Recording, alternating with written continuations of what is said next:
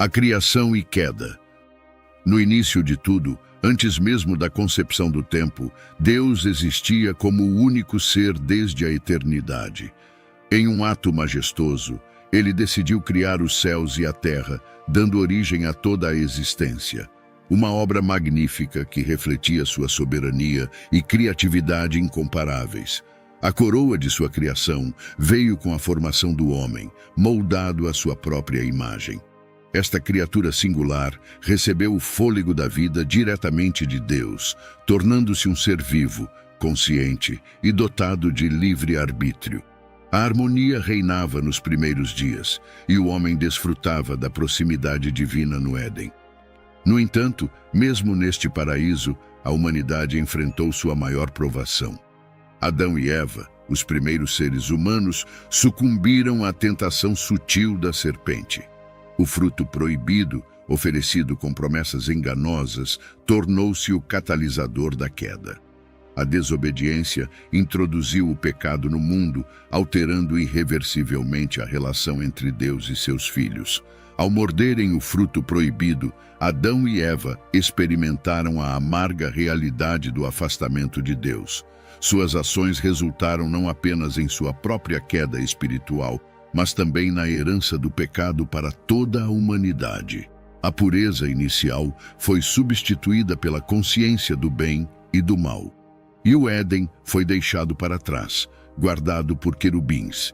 Este episódio fundacional, registrado nas páginas da Bíblia, ilustra a fragilidade humana. O evento da criação e queda repercute ao longo das Escrituras, demonstrando a necessidade de redenção e apontando para a promessa de um Salvador que restauraria a comunhão perdida entre Deus e a humanidade. Pré-dilúvio. A trajetória da humanidade após a queda de Adão e Eva revela a complexidade da natureza humana e a incessante busca de Deus por restauração. A descendência de Adão começou a se multiplicar, e entre seus filhos Abel e Caim surgiu uma história marcada pela tragédia. Caim, impulsionado por ciúmes e inveja, cometeu o terrível ato de assassinar seu próprio irmão Abel. Esse ato de violência marcou um ponto de inflexão na narrativa humana, mostrando como o pecado podia se aprofundar e corroer os alicerces da sociedade. À medida que a população crescia, a corrupção se espalhava pela terra. A maldade e a injustiça tornaram-se generalizadas, e a criação divina estava longe da harmonia pretendida. Em resposta a essa deterioração moral, Deus decidiu agir de uma maneira que abalaria toda a criação: o dilúvio. Noé, um homem justo e íntegro, encontrou graça diante dos olhos de Deus. Instruído a construir uma arca, ele foi encarregado de preservar a vida durante o cataclismo iminente. Animais de toda espécie, juntamente com a família de Noé, embarcaram na arca que se tornaria o refúgio da sobrevivência. As águas do dilúvio cobriram a terra, erradicando toda forma de vida que se corrompera. A arca, guiada pela mão divina, flutuou sobre as ondas tumultuadas, preservando a esperança de uma nova era. Após longos dias de dilúvio, a arca pousou nas montanhas de Ararat, e Noé e sua família desembarcaram para testemunhar a promessa de Deus de nunca mais destruir a terra dessa maneira. A história pré-diluviana, marcada pelo pecado, julgamento e a graciosa preservação de uma remanescente justa, serve como um lembrete eterno da justiça e misericórdia divinas. É uma narrativa que moldou o curso da história bíblica, apontando para a necessidade contínua da redenção e a promessa de uma nova criação. Período pós-dilúvio. Após o dilúvio, a humanidade representada pela descendência de Noé enfrentou o desafio de repovoar a terra. Os filhos de Noé, Sem, Cam e Jafé, tornaram-se os progenitores de nações que se espalharam por toda a terra, contribuindo para a diversidade da criação.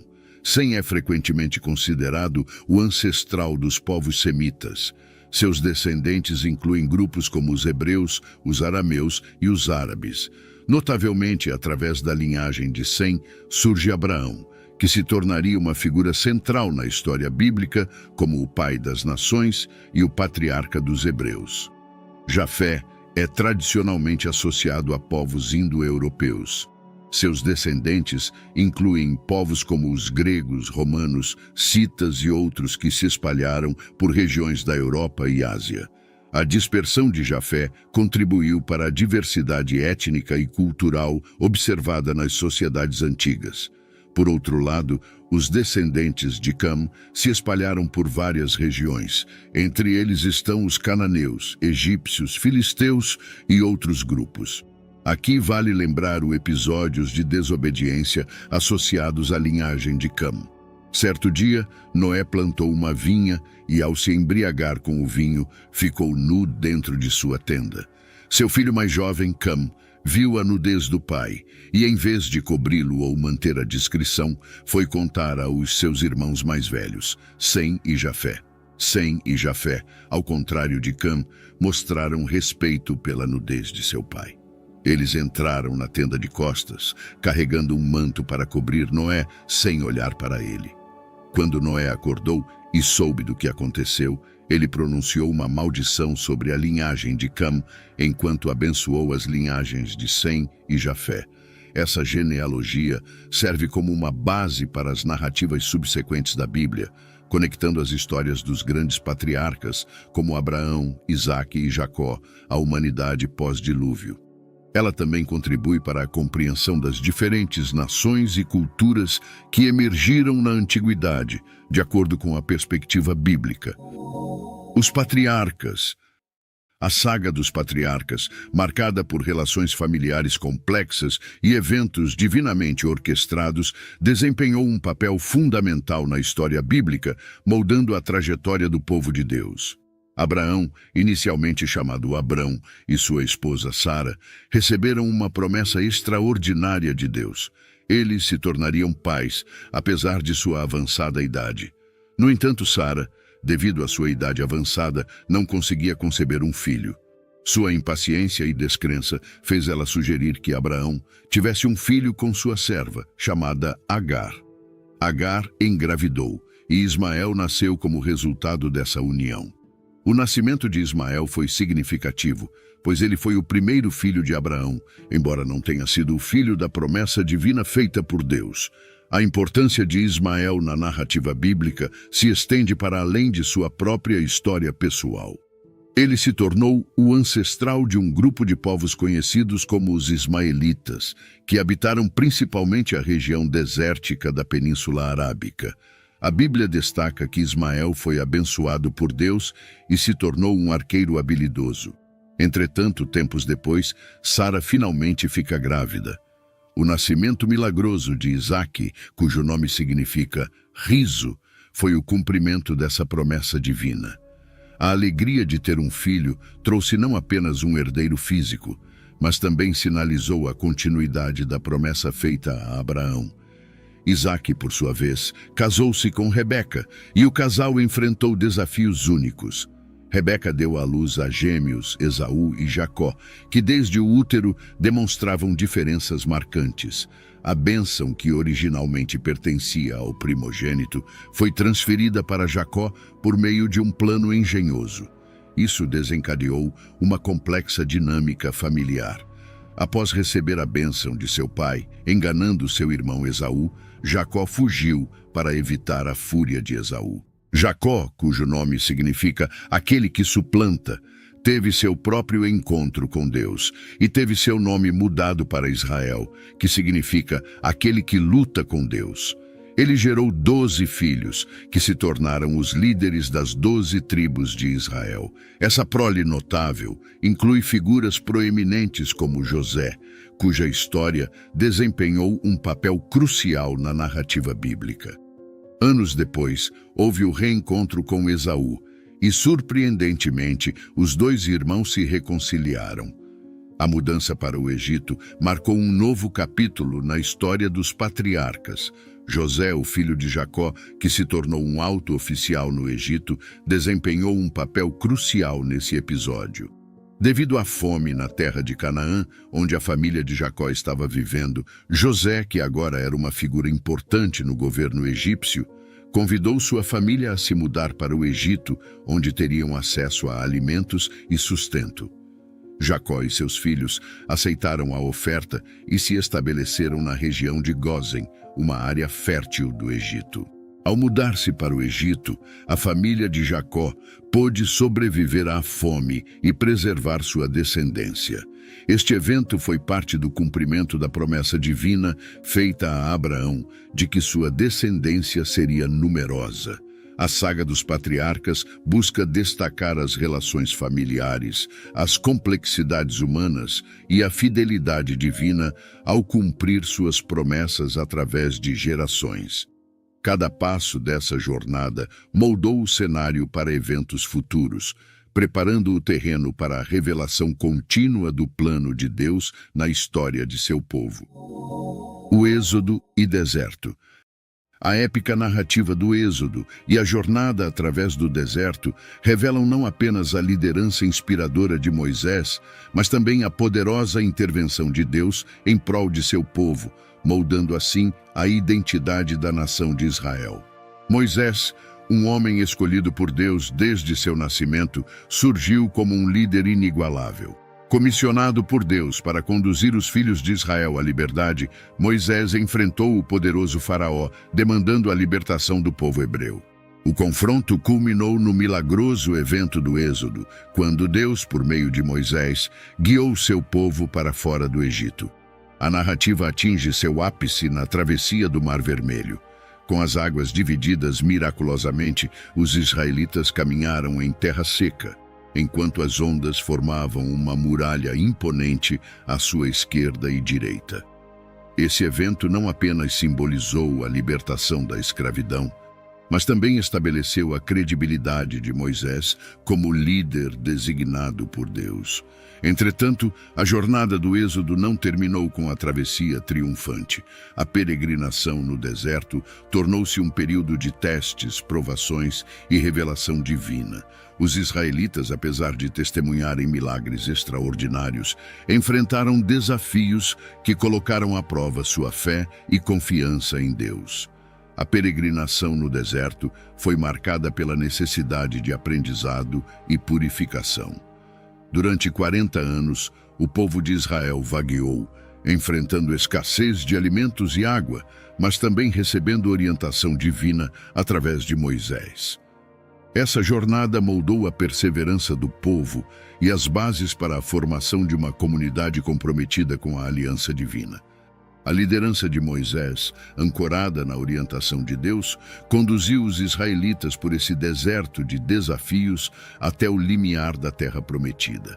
Cada passo, apesar dos obstáculos, foi uma peça crucial na complexa tapeçaria da história de Israel, destacando a fidelidade de Deus e a importância da obediência.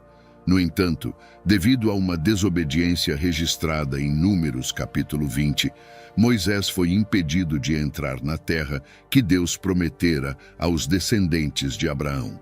No incidente de Meribá, o povo israelita estava sedento e pediu a Moisés que providenciasse água. Deus instruiu Moisés a falar com uma rocha para que ela desse água. Em vez disso, Moisés ficou irritado com a murmuração do povo e, em sua frustração, bateu na rocha 2 vezes com sua vara, desobedecendo às instruções divinas. Devido a essa desobediência, Deus anunciou a Moisés que ele não entraria na terra prometida. Moisés, no final de sua jornada, subiu ao Monte Nebo, de onde contemplou a visão da terra prometida, mas não pôde entrar. Ele morreu ali, aos 120 anos, e foi enterrado por Deus em um local que permanece desconhecido. Embora Moisés não tenha entrado na terra prometida fisicamente, seu papel como líder e legislador deixou um legado duradouro. Sua morte marcou o fim de uma era e a transição do comando para Josué, que lideraria os israelitas na conquista da terra prometida. A conquista da terra prometida. A conquista da terra prometida, liderada por Josué após a morte de Moisés, é uma saga emocionante que destaca a liderança corajosa de Josué, como também os desafios enfrentados pelo povo de Israel enquanto buscava estabelecer-se na terra que Deus havia prometido. Josué, um discípulo dedicado de Moisés, foi escolhido por Deus para conduzir os israelitas além do Jordão e liderar a campanha militar para tomar posse da terra prometida. Seu comprometimento com a vontade divina e sua fé inabalável tornaram-no uma figura central nesse capítulo crucial da história israelita. No entanto, antes da entrada efetiva na terra, um episódio marcante destacou a tensão entre a fé e a incredulidade. Josué enviou 12 espias para explorar a terra de Canaã. Embora a terra fosse abundante e fértil, a maioria dos espias retornou com um relato temeroso, destacando os desafios e as fortalezas aparentemente intransponíveis das cidades cananeias. Apenas Josué e Calebe mantiveram uma perspectiva confiante na capacidade de Deus de entregar a terra prometida. A incredulidade do povo, influenciada pelo relatório negativo da maioria dos espias, resultou em consequências significativas. Deus, em sua justiça, determinou que aquela geração duvidosa não entraria na terra prometida. Assim, durante 40 anos, os israelitas vagaram no deserto, aprendendo lições de confiança e dependência total de Deus. Finalmente, sob a liderança de Josué, a conquista da terra prometida começou de maneira gradual e estratégica. Cidades como Jericó, conhecida pelas muralhas formidáveis, caíram diante dos planos divinamente inspirados. Cada vitória, apesar dos desafios, confirmava a fidelidade de Deus à sua promessa e fortalecia a confiança do povo em Josué como líder designado. A conquista gradual da Terra Prometida não apenas simbolizou a realização das promessas feitas a Abraão, Isaque e Jacó, mas também solidificou a posição de Israel como um povo escolhido por Deus. Este capítulo da história bíblica narra eventos épicos de batalhas e vitórias, destacando a importância da fé, obediência e confiança inabalável na providência divina. O período dos juízes. O período dos juízes, uma fase na história de Israel, entre a conquista da terra prometida e o estabelecimento da monarquia, é marcado por uma repetição de ciclos que revelam a instabilidade espiritual do povo e sua tendência a desobedecer a Deus. Durante esse tempo, os israelitas experimentaram uma série de períodos de apostasia, nos quais se afastaram da adoração exclusiva a Deus, entregando-se a práticas idolátricas e desobedecendo às leis divinas. Este ciclo de desobediência levava a opressões por parte de nações vizinhas, levando os israelitas a clamar por socorro. Deus, em sua misericórdia, levantava juízes para libertar o povo da opressão e orientá-los de volta ao caminho da obediência. Esses líderes, inspirados pelo Espírito Santo, desempenharam papéis cruciais durante os períodos turbulentos dos juízes. Entre eles, destaca-se Gideão, o destemido líder que, apesar de sua inicial relutância, liderou os israelitas à vitória contra os midianitas. Nesta batalha, Deus instrui Gideão a reduzir seu exército consideravelmente para demonstrar que a vitória seria obra divina. Com um pequeno grupo de homens, Gideão derrota os midianitas através de uma estratégia engenhosa envolvendo tochas e cântaros durante a noite. A vitória é alcançada de maneira notável e Gideão se torna um juiz de Israel por 40 anos. Jefté, outro juiz, enfrentou desafios pessoais e liderou os israelitas contra seus inimigos. Sansão também foi um juiz de Israel e sua história é fantástica. Sansão nasceu miraculosamente de uma mulher chamada Manoá, que era estéril. Certo dia, um anjo do Senhor apareceu a Manoá e anunciou o nascimento de Sansão, instruindo que ele fosse consagrado como nazireu desde o nascimento, abstendo-se de vinho e evitando a contaminação com coisas impuras. Sansão cresceu e, com o Espírito do Senhor sobre ele, demonstrou uma força física extraordinária.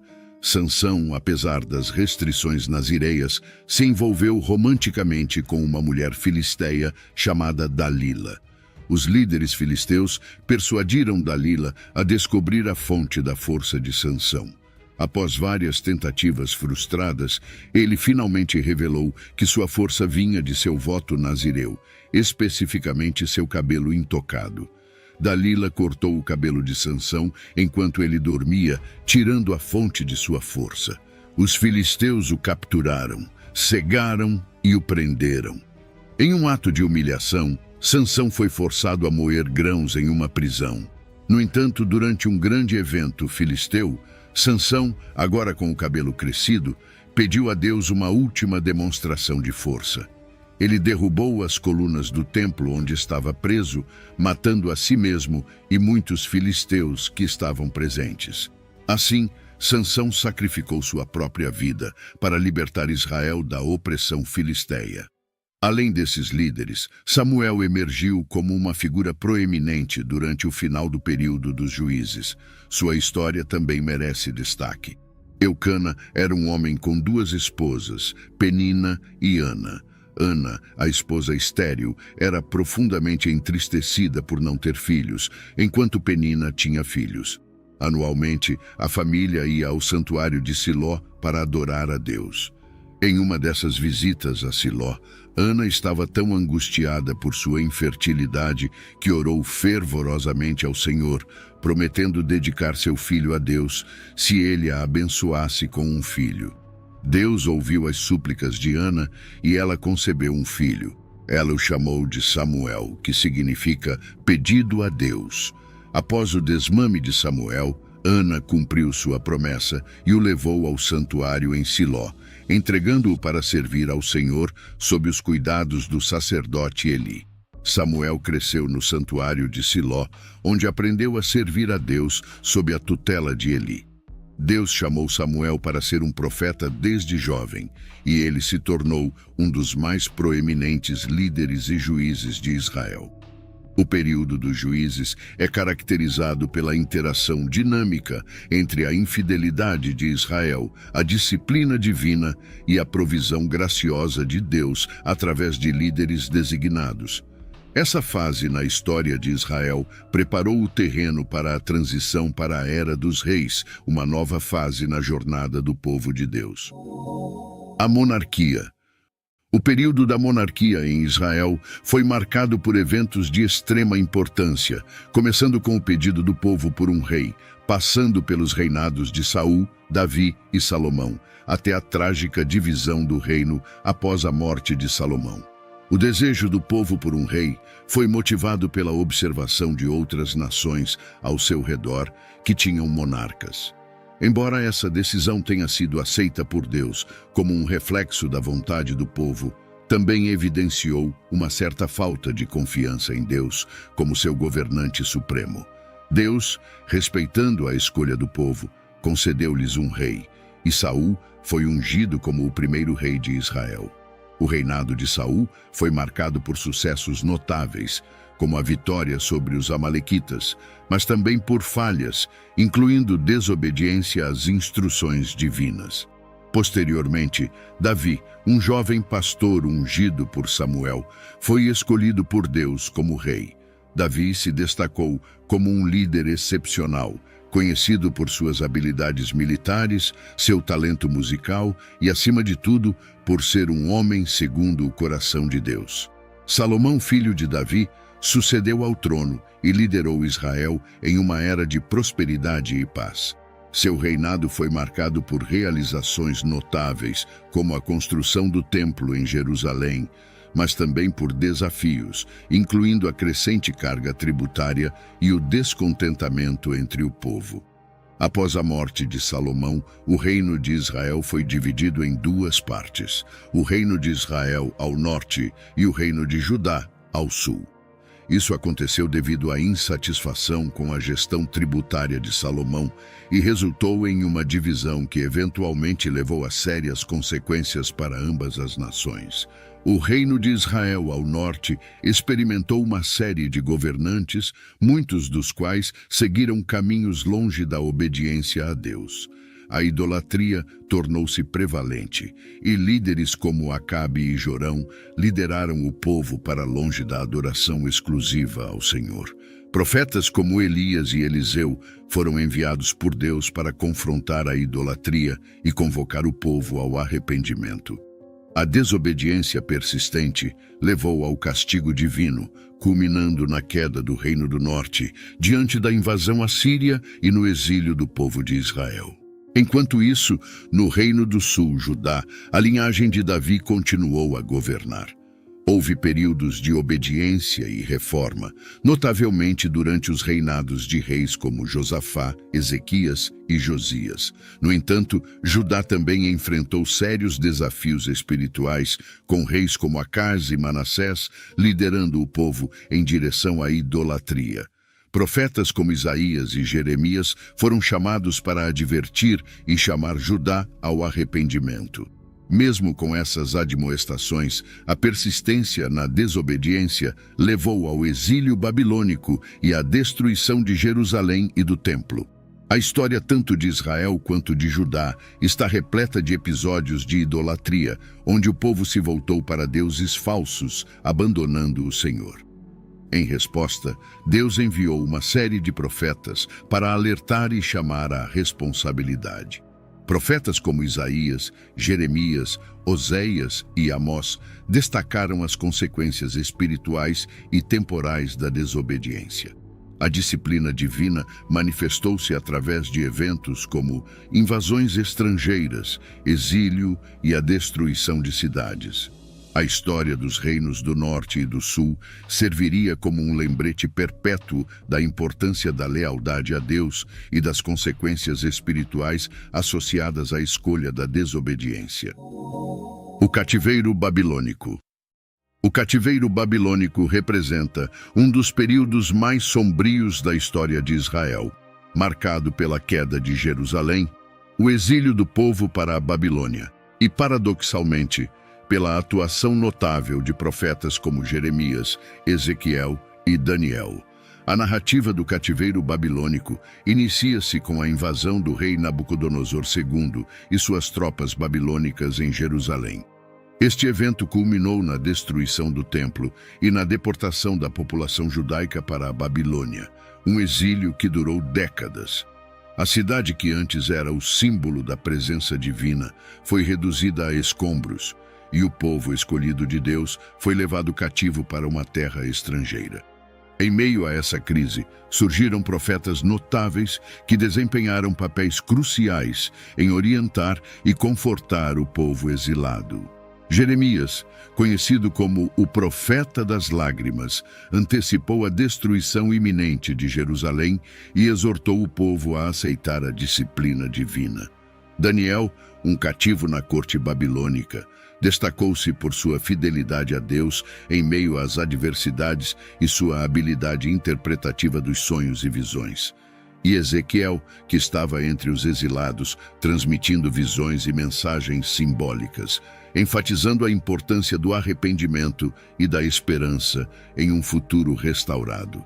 Entre as visões de Ezequiel, vale lembrar da visão do Vale dos Ossos Secos, simboliza a condição desolada e aparentemente sem esperança de Israel durante seu exílio na Babilônia.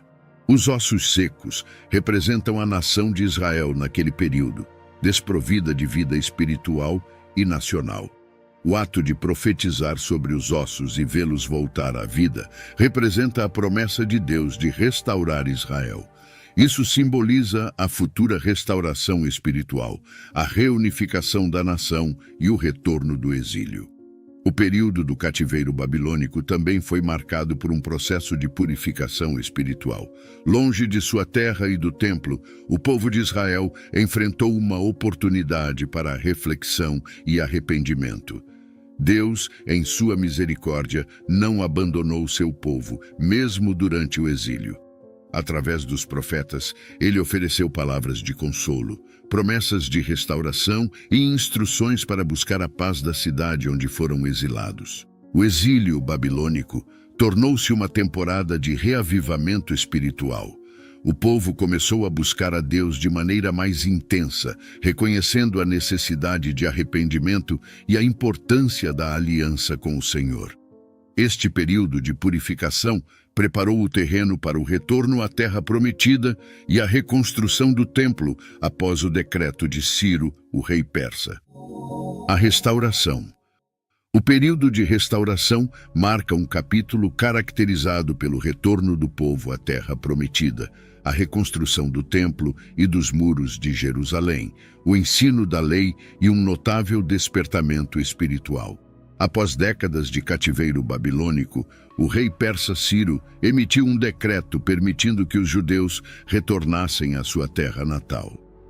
Liderados por Zorobabel, Esdras e Neemias, o povo iniciou a jornada de volta à Terra Prometida. Este retorno simbolizou não apenas um movimento físico, mas também o início de uma restauração espiritual. Um dos primeiros empreendimentos após o retorno do povo de Israel foi a reconstrução do templo em Jerusalém. Apesar dos desafios e oposições, o templo foi reconstruído sob a liderança de Zorobabel, marcando um renascimento espiritual e o restabelecimento das práticas religiosas. Além disso, Esdras, um sacerdote e escriba, desempenhou um papel fundamental no ensino e aplicação da lei de Moisés. Ele liderou um movimento para restaurar o entendimento e a prática da lei entre o povo. Esdras promoveu a leitura pública da lei, incentivando o arrependimento e a renovação espiritual. O povo, ao ouvir a lei, experimentou uma profunda convicção de pecado e buscou a Deus em arrependimento. Isso resultou em uma renovação espiritual, com o povo comprometendo-se a obedecer e honrar a Deus. Neemias, por sua vez, dirigiu a reconstrução dos muros de Jerusalém, oferecendo proteção e segurança à cidade. Apesar das adversidades, Neemias e o povo perseveraram, completando a tarefa em um notável exemplo de cooperação e determinação. O trabalho de Esdras e Neemias, juntamente com o envolvimento ativo do profeta Ageu e Zacarias, contribuiu para a restauração espiritual e a reforma na comunidade. A dedicação renovada ao serviço a Deus e o retorno à aliança foram fundamentais para o restabelecimento do relacionamento entre Deus e seu povo. Os profetas pós-restauração. Os profetas Ageu, Zacarias e Malaquias desempenharam papéis cruciais no período pós-restauração, confrontando desafios e incentivando a fidelidade do povo de Israel a Deus, enquanto a nação buscava reconstruir-se após o retorno da Babilônia. O profeta Ageu dirigiu suas mensagens ao povo que estava envolvido na reconstrução do templo em Jerusalém. Ele desafiou a apatia espiritual, encorajando o povo a priorizar a construção da casa de Deus. Ageu apontou para a importância de buscar primeiro o reino de Deus e sua justiça, prometendo bênçãos divinas quando o povo colocasse Deus em primeiro lugar. Zacarias, contemporâneo de Ageu, também se destacou como profeta durante a reconstrução pós-exílio. Suas visões e mensagens simbólicas ofereceram encorajamento ao povo, apontando para a restauração espiritual e a futura vinda do Messias. Zacarias enfatizou a importância da justiça, da compaixão e da verdade, chamando o povo a viver de maneira alinhada com os princípios divinos. Malaquias viveu em um período posterior e dirigiu mensagens desafiadoras ao povo de Israel. Ele confrontou a complacência espiritual, a negligência nas ofertas e cultos e a infidelidade conjugal.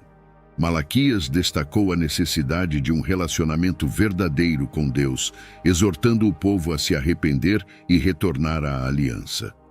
Apesar do entusiasmo inicial durante a restauração, o povo de Israel enfrentou o desafio constante de manter sua fidelidade a Deus. A complacência espiritual, a negligência nas práticas religiosas e a falta de comprometimento moral ameaçavam a relação entre Deus e seu povo. Os profetas, ao direcionarem mensagens de repreensão e exortação, buscaram manter viva a chama espiritual e reforçar a importância da obediência contínua. O período pós-restauração destaca a difícil realidade contínua do conflito entre a fidelidade e a apostasia, a busca por Deus e a tentação da complacência. O encerramento do Antigo Testamento. O Antigo Testamento encerra-se com os profetas pós-restauração, incluindo Ageu, Zacarias e Malaquias, que por meio de suas mensagens buscaram orientar o povo de Israel em sua jornada espiritual. No entanto, com o encerramento do cânon do Antigo Testamento, o período subsequente se caracteriza por 400 anos de aparente silêncio profético. Durante esse intervalo, não há registro de novos livros sendo acrescentados à Escritura, e a voz dos profetas não é ouvida. Apesar disso, esse período foi marcado por eventos históricos importantes, mudanças culturais e políticas, incluindo a ascensão e queda de impérios como o persa, grego e romano. Durante esse tempo, alguns livros foram escritos, conhecidos como os apócrifos. Esses são livros históricos e religiosos que não foram incluídos no cânon judaico ou protestante, mas que foram aceitos por algumas tradições cristãs. Esse período de silêncio não significa inatividade divina, mas representa uma época em que Deus estava preparando o cenário para o cumprimento de suas promessas messiânicas. A espera ansiosa por um Messias, profetizado ao longo do Antigo Testamento, criou uma expectativa crescente entre o povo de Israel. A chegada do Novo Testamento, inaugurada pelo nascimento de Jesus Cristo em Belém, marca o fim desse período de silêncio. Cristo, o Messias prometido, trará a plenitude das promessas divinas, redenção e salvação para a humanidade. Seu nascimento, ministério, morte e ressurreição são testemunhados nos evangelhos do Novo Testamento, dando continuidade à narrativa bíblica e cumprindo as profecias messiânicas do Antigo Testamento. Assim, o Antigo Testamento, com suas histórias, leis, profecias e poesias, preparou o terreno para o advento de Jesus Cristo, o Filho de Deus, que traria a esperança e a salvação tão aguardadas. O silêncio profético dos 400 anos é quebrado pelo choro de um bebê em Belém, anunciando o início de uma nova era na história da redenção. Então apertem os cintos, que a história, a partir de agora, sofrerá uma reviravolta emocionante. Aproveitem para deixar seu like e se inscrever no canal, e vamos pro vídeo. O contexto político e cultural. O contexto político e cultural durante o período interbíblico foi marcado por várias mudanças na geopolítica global, incluindo a queda do Império Medo-Persa e a ascensão de Alexandre o Grande, que deixou um legado duradouro através da disseminação da cultura helênica. No século IV a.C., Alexandre o Grande conquistou o Império Medo-Persa, inaugurando uma nova era na história. Seu império se estendia do Egito à Índia, promovendo a fusão de diversas culturas sob o amparo da cultura helênica. Isso ficou conhecido como helenismo, e sua influência moldou a língua, a arte, a filosofia e até mesmo a religião em vastas regiões do mundo conhecido. Após a morte de Alexandre, seu império foi dividido entre seus generais. O controle do Egito ficou nas mãos dos Ptolomeus, enquanto a Síria foi governada pelos Seleucidas.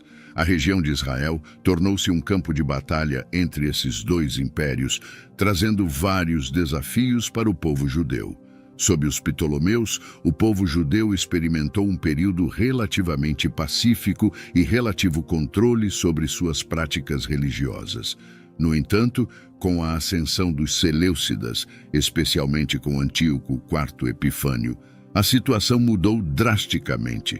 Antíoco IV Epifânio, em um esforço para helenizar a região, provocou a ira dos judeus ao profanar o templo em Jerusalém e proibir práticas religiosas judaicas. Sua afronta culminou na revolta dos Macabeus, liderada pela família dos Macabeus, notavelmente Judas Macabeu. A Guerra dos Macabeus, ou Revolta dos Macabeus, foi uma luta pela liberdade religiosa e política do povo judeu contra o domínio seleucida. Judas Macabeu e seus irmãos conseguiram recuperar o controle do templo e restaurar a adoração judaica. Este período é comemorado na festa de Hanukkah, que celebra a rededicação do templo após sua profanação por Antíoco. Esses eventos políticos e culturais durante o período interbíblico foram cruciais para a formação do ambiente no qual Jesus Cristo viria ao mundo. O cenário helenístico proporcionou um contexto linguístico e cultural que facilitou a disseminação do cristianismo no mundo greco-romano nos séculos seguintes. Herodes o Grande. Nesse cenário de mudanças, Herodes o Grande, conhecido por suas habilidades administrativas e construtoras, governou a Judéia sob o domínio romano. Ele empreendeu projetos monumentais em Jerusalém, incluindo a expansão e renovação do Templo de Herodes, um dos maiores e mais grandiosos complexos religiosos da antiguidade. Suas realizações arquitetônicas também se estenderam a outras partes do reino, incluindo fortalezas, palácios e aquedutos. Além de suas proezas na construção, Herodes buscava garantir a estabilidade política da região. Ele desenvolveu relações habilidosas com o Império Romano e implementou políticas para fortalecer a economia local. Entretanto, o reinado de Herodes também foi marcado por aspectos negativos. Sua paranoia levou a uma série de atos violentos, incluindo a execução de membros de sua própria família. Herodes foi conhecido por sua crueldade, agindo rapidamente contra qualquer ameaça percebida a seu governo, real ou imaginária. O massacre dos inocentes, descrito no Novo Testamento, é um evento notório atribuído a Herodes em sua busca para eliminar qualquer rival ao trono. Tudo começa após o nascimento de Jesus em Belém. A notícia sobre o nascimento do rei dos judeus chegou até Herodes, o rei da Judéia na época. Herodes, temendo perder seu trono, ficou perturbado com essa notícia. Ele chamou os sábios do Oriente, os magos, para descobrir exatamente onde o Messias deveria nascer. Os magos, seguindo a estrela, encontraram Jesus em Belém e o adoraram. No entanto, sendo advertidos em um sonho para não voltar a Herodes e temendo a fúria do imperador, eles não retornaram para contar os detalhes do nascimento. Enfurecido pela não obtenção de informações precisas dos magos, Herodes emitiu uma ordem cruel. Ele ordenou o massacre de todos os meninos com menos de 2 anos em Belém e nos arredores, na esperança de eliminar a suposta ameaça à sua autoridade. Antes da execução da ordem, um anjo apareceu a José em um sonho, alertando-o sobre o perigo iminente. José, Maria e o menino Jesus fugiram para o Egito, escapando do massacre. Assim, o reinado de Herodes o Grande foi um período de contrastes, marcado por realizações notáveis em termos de construção e administração, mas também por uma sombra de tirania, paranoia e violência. Esse contexto político tenso e a busca pelo Messias forneceram o pano de fundo para o início da era do Novo Testamento e a chegada de Jesus Cristo. Jesus e a convergência cultural. O nascimento de Jesus ocorreu em um período de convergência cultural entre a cultura helênica, romana e judaica. O domínio romano sobre a região trouxe influências da cultura romana e, por extensão, da cultura grega. Isso se refletiu nas práticas cotidianas, na língua e na arquitetura. A cidade de Nazaré, onde Jesus cresceu, experimentou essa interseção cultural, e esse contexto diversificado moldou a experiência de Jesus enquanto homem. Crescendo em Nazaré, uma cidade muitas vezes vista com desprezo pelos contemporâneos, Jesus experimentou a vida comum e enfrentou as complexidades da cultura da época. Sua identificação com os pecadores, sua proximidade com as pessoas comuns e sua humilde origem em Nazaré destacam a abordagem única de Jesus para a humanidade. O início do ministério de Jesus foi marcado pelo seu batismo nas águas do Rio Jordão por João Batista. Aqui vale uma pausa para falarmos desse personagem fantástico que é João Batista. Figura importante no Novo Testamento da Bíblia, João Batista desempenhou um papel crucial preparando o caminho para o ministério de Jesus Cristo. João Batista nasceu de Zacarias e Isabel, um casal idoso que milagrosamente concebeu após uma promessa divina. Ele passou parte de sua vida no deserto, onde se dedicou à oração e à devoção a Deus. João recebeu uma missão específica de preparar o caminho para o Messias, anunciando a chegada do reino de Deus. Ele tornou-se conhecido por seu batismo de arrependimento no Rio Jordão. As pessoas vinham a ele para serem batizadas, confessando seus pecados.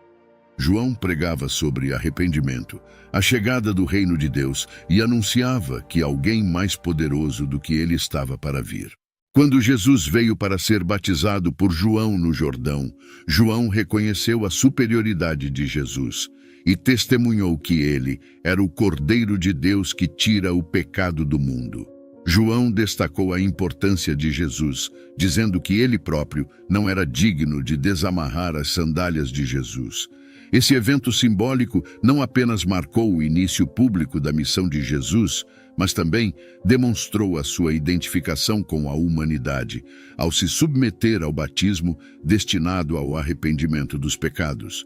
Logo após seu batismo, Jesus enfrentou a tentação no deserto, um período de 40 dias de isolamento, no qual foi tentado pelo Satanás. Este episódio destaca a humanidade de Jesus, que, embora plenamente Deus, experimentou as mesmas tentações que todos os seres humanos. No entanto, Jesus resistiu a todas as investidas do diabo, citando as Escrituras e revelando sua obediência perfeita a Deus. A vitória de Jesus sobre as tentações no deserto demonstrou sua santidade e autoridade sobre o maligno. Essa experiência preparou Jesus para o seu ministério público, marcado por ensinamentos transformadores, curas milagrosas e a proclamação do reino de Deus. O ministério de Jesus e a expansão da mensagem. O ministério de Jesus foi marcado por uma extraordinária combinação de milagres e ensinamentos que transcenderam as fronteiras geográficas e culturais. Ele curou os enfermos, restaurou a visão aos cegos, alimentou multidões e até mesmo ressuscitou os mortos. Seus ensinamentos, frequentemente em forma de parábolas, abordavam temas universais como amor, perdão, justiça e o reino de Deus. Essas ações e palavras atraíram uma ampla multidão, refletindo a relevância da mensagem de Jesus em diferentes contextos. Jesus escolheu 12 homens para serem seus apóstolos, desempenhando um papel especial em seu ministério. Esses apóstolos testemunharam os ensinamentos, milagres e desempenharam um papel crucial na propagação do Evangelho e no estabelecimento da igreja primitiva. Aqui vale mencionar o episódio da Transfiguração. Certo dia, Jesus subiu a um monte com 3 de seus discípulos, Pedro, Tiago e João. No topo do monte, algo extraordinário aconteceu. A aparência de Jesus foi transfigurada. Sua face brilhava como o sol e suas roupas ficaram tão brancas quanto a luz. Além disso, Moisés e Elias apareceram, conversando com Jesus. A transfiguração de Jesus revelou sua glória divina aos discípulos. Sua aparência resplandecente indicou sua natureza divina, e a presença de Moisés e Elias simbolizou a conexão entre o Antigo Testamento, representado por Moisés e os profetas, e o Novo Testamento, representado por Jesus. A voz do céu, proclamando Jesus como o Filho amado de Deus, confirmou sua identidade messiânica. Isso ocorreu antes da jornada final de Jesus a Jerusalém, onde enfrentaria sua prisão, julgamento e crucificação. A transfiguração serviu como uma preparação para os discípulos enfrentarem os eventos subsequentes, especialmente a paixão de Cristo. Testemunhar a glória de Jesus fortaleceu a fé dos discípulos e os ajudou a compreender que a morte e a ressurreição estavam de acordo com o plano divino. O ministério de Jesus passou a gerar um crescente incômodo entre as autoridades religiosas e políticas da época. Sua popularidade e alegações de divindade tornaram-no uma figura controversa. As autoridades religiosas, em especial os fariseus e escribas, sentiam-se ameaçadas pelo ensino radical de Jesus, que frequentemente confrontava suas tradições e enfatizava a justiça, a misericórdia e o amor, ao invés de uma imposição legalista à lei. Além disso, os líderes religiosos percebiam a crescente influência de Jesus sobre o povo como uma ameaça à ordem estabelecida. O momento crítico se aproximou quando Jesus realizou a purificação do templo em Jerusalém, expulsando os cambistas e denunciando a corrupção que tinha se infiltrado na casa de oração. Essa ação, juntamente com suas afirmações divinas e popularidade crescente, elevou o alarme entre as autoridades. A conspiração para capturar Jesus começou a se desenhar. Judas Iscariotes, um dos discípulos, concordou em trair Jesus para as autoridades religiosas em troca de 30 peças de prata. Durante a última ceia, Jesus predisse sua traição e captura iminente, mas continuou a preparar seus discípulos para os eventos que se desdobrariam. A captura de Jesus ocorreu no jardim do Getsêmani, onde Judas identificou Jesus aos soldados romanos e guardas do templo com um beijo. Esse gesto simbólico levou à prisão de Jesus. O sumo sacerdote Caifás e o Sinédrio, o conselho judaico, conduziram um julgamento noturno e irregular. As acusações eram variadas, incluindo blasfêmia e alegações de ameaça à ordem pública. O julgamento religioso condenou Jesus, mas por questões de jurisdição, ele foi levado perante Pilatos, o governador romano. Pilatos começa o interrogatório perguntando se Jesus é o rei dos judeus. Jesus responde afirmando que seu reino não é deste mundo e que veio ao mundo para dar testemunho da verdade. Ao longo do interrogatório, Pilatos percebe que as acusações contra Jesus são principalmente de natureza religiosa e que não há base legal para condená-lo. Pilatos, procurando evitar conflitos e sem uma compreensão clara do significado espiritual do caso, oferece uma oportunidade de liberar Jesus.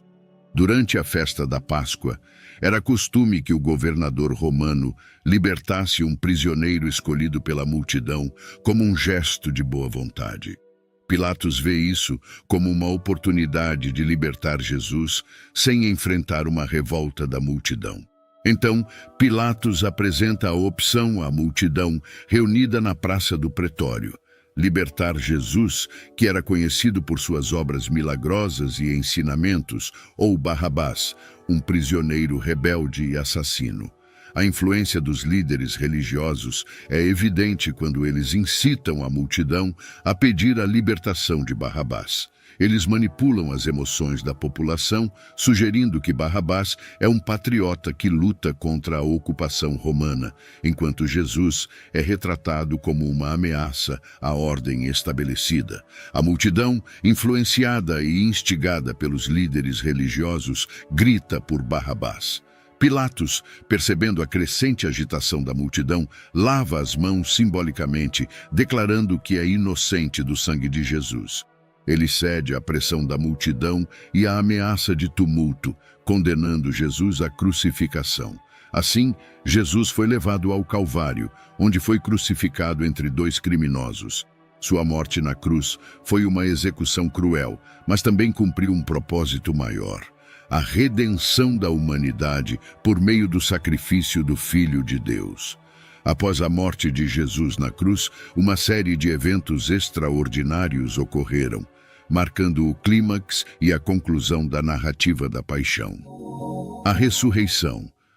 O corpo de Jesus foi retirado da cruz por José de Arimateia, membro do Sinédrio, que secretamente seguia Jesus. Ele o envolveu em um lençol limpo e o colocou em um túmulo novo. Pilatos, atendendo ao pedido dos líderes judeus, autorizou a colocação de uma guarda romana para evitar qualquer tentativa de roubo do corpo. O túmulo foi selado para garantir que permanecesse intocado. Após o sábado, Maria Madalena, Maria, mãe de Tiago e Salomé, foram ao túmulo de Jesus. levando especiarias para ungir seu corpo. Ao chegar, elas notaram que a pedra que selava a entrada do túmulo tinha sido removida e o túmulo estava vazio. Ao entrar no túmulo, as mulheres viram um jovem vestido de branco, identificado como um anjo. Ele lhes disse: "Não tenham medo. Vocês estão procurando Jesus, o Nazareno, que foi crucificado. Ele ressuscitou. Não está aqui. Vejam o lugar onde o puseram."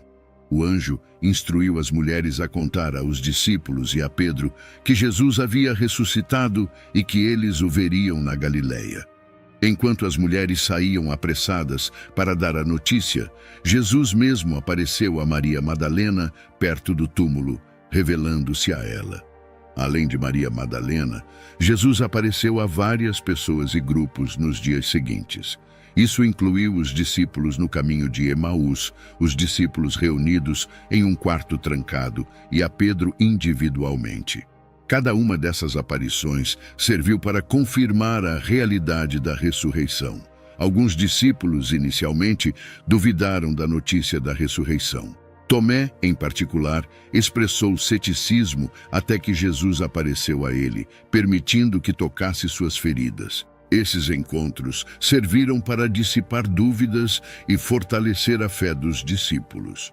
Em uma aparição específica à beira do mar da Galileia, Jesus comissionou Pedro, perguntando-lhe 3 vezes se o amava, e instruiu os discípulos a fazerem discípulos de todas as nações, batizando-os e ensinando-lhes tudo o que ele havia ordenado. A Ascensão. Após as aparições aos discípulos durante 40 dias, Jesus os conduziu até o Monte das Oliveiras, próximo a Betânia. Este local já tinha sido palco de eventos importantes durante seu ministério.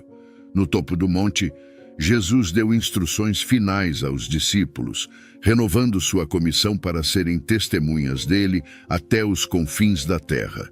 Ele também os instruiu a esperar em Jerusalém pela promessa do Pai, o Espírito Santo, que capacitaria e guiaria-os em sua missão.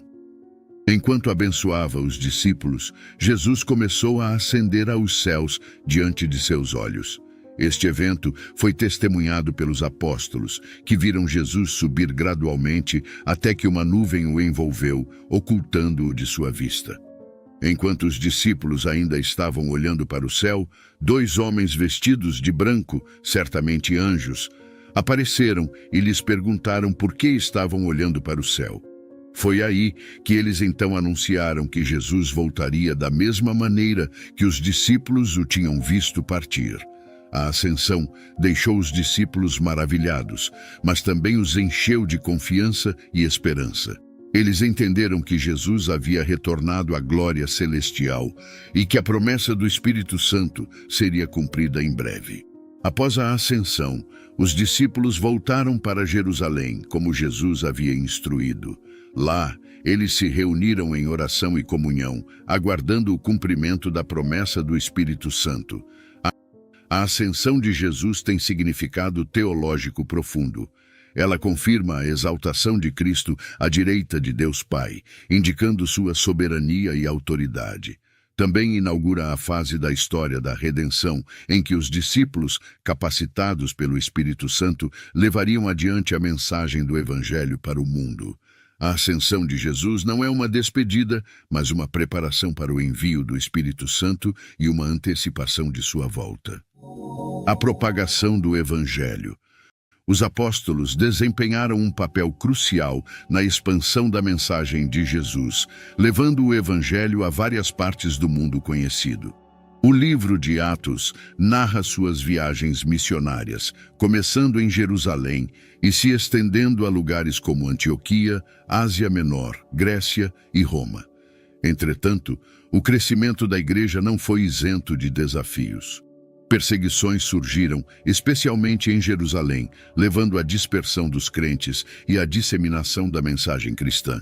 Saulo de Tarso, que mais tarde se tornaria o apóstolo Paulo, desempenhou um papel proeminente nessas perseguições antes de sua conversão.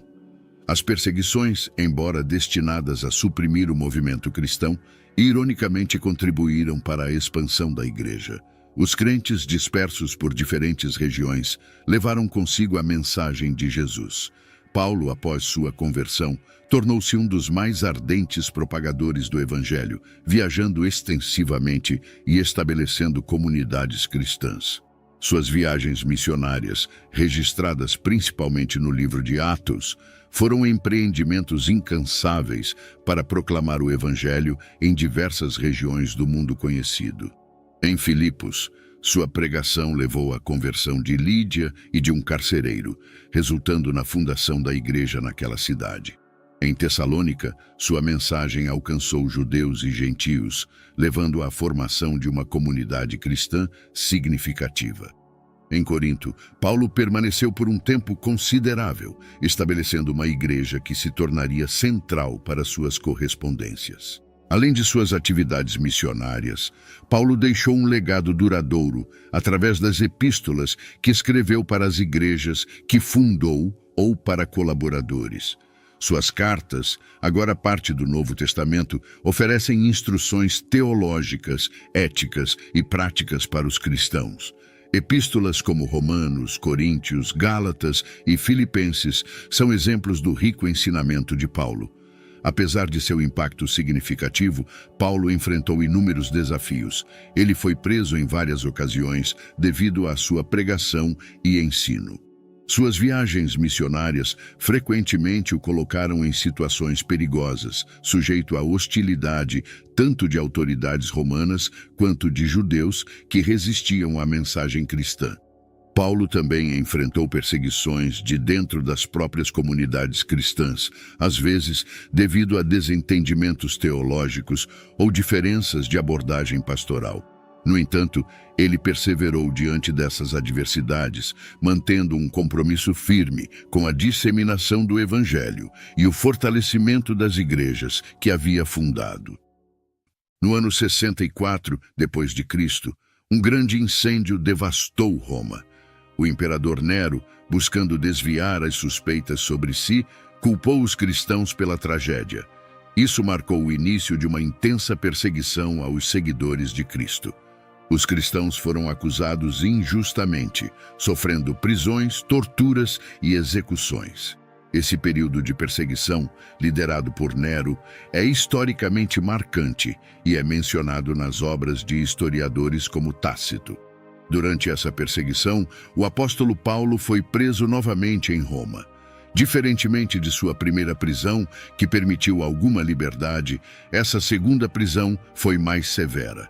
Paulo escreveu suas últimas cartas, incluindo o segundo livro de Timóteo, enquanto estava sob custódia. Paulo foi martirizado durante o reinado de Nero, provavelmente por decapitação. Suas epístolas escritas na prisão continuam a ser fontes fundamentais de ensinamento cristão. Seu exemplo de coragem diante da adversidade e sua dedicação inabalável à pregação do Evangelho inspiram gerações de cristãos.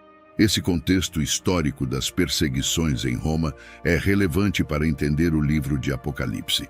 Escrito durante o reinado de Domiciano, sucessor de Nero, Apocalipse reflete as tensões e perseguições que os cristãos enfrentaram sob o governo imperial.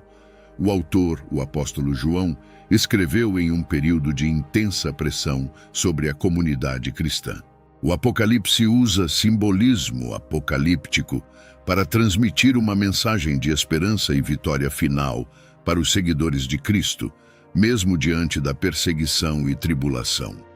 As visões e imagens apresentadas no livro são interpretadas à luz do contexto histórico e teológico do primeiro século, fornecendo encorajamento aos cristãos que enfrentavam dificuldades. O livro descreve uma série de visões que revelam a glória celestial, o Cordeiro de Deus. Outras visões apresentam 7 trombetas e 7 taças, cada uma desencadeando juízos divinos sobre a humanidade. Esses juízos simbolizam a resposta de Deus à rebelião e ao pecado. Nesse cenário surge a figura da besta, simbolizando poderes terrenos hostis a Deus. E por fim, o livro descreve a batalha final entre o bem e o mal, culminando na vitória de Cristo. A Nova Jerusalém, símbolo da redenção e da presença de Deus, é revelada como a consumação da história humana. O livro conclui com advertências e convites àqueles que leem para permanecerem fiéis a Deus. Jesus promete voltar e trazer recompensas aos fiéis, enquanto os rebeldes enfrentarão a justiça divina. Espero que tenham gostado do vídeo. Não se esqueçam de deixar seu comentário, like e se inscrever no canal. Abraços e fiquem com Deus.